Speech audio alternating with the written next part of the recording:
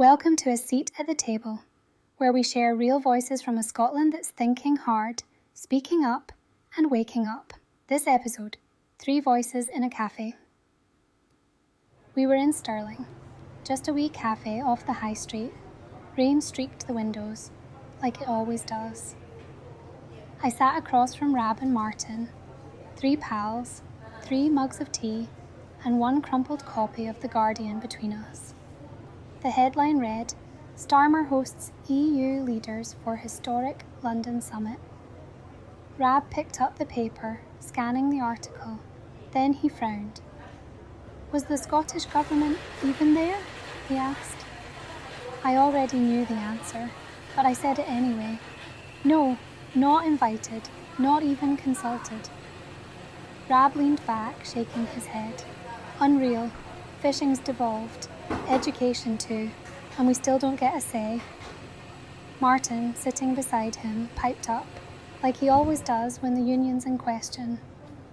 He's trying to fix things, he said, as if repeating it might make it true. Starmer's just dealing with what the Tories left behind. It's a balancing act. I looked at him and said, a balancing act that keeps cutting us out? Martin shrugged. It's complicated, right? He's got to keep England happy. He can't just open the door to everyone. Rab scoffed. Everyone? We're a government, Martin. An elected one representing 5 million folk. Martin tried again. Well, it's about priorities. He's focusing on diplomacy, on re-establishing trust.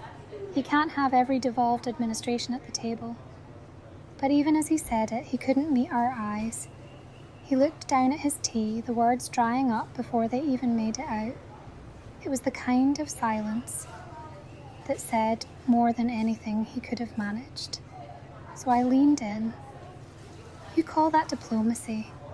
Leaving out the nation with the longest coastline in Britain, when you're talking fisheries, ignoring the only country in the UK that still wants back into Europe, when you're negotiating mobility schemes? No response.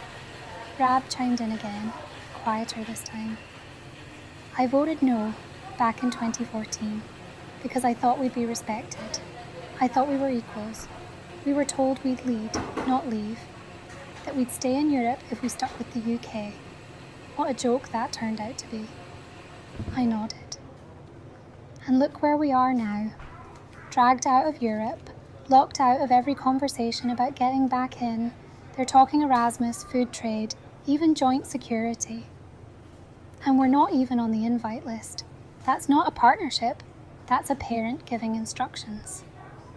Martin finally looked up, but the fight was gone. He just said, barely above a whisper, it doesn't feel like they want us anymore. There was a silence between us, heavy. No one needed to say it aloud, but I did anyway. Maybe it's time we stop asking for permission to be part of something we already are. A country, a voice, a future. Rab nodded slowly, and Martin, he didn't argue.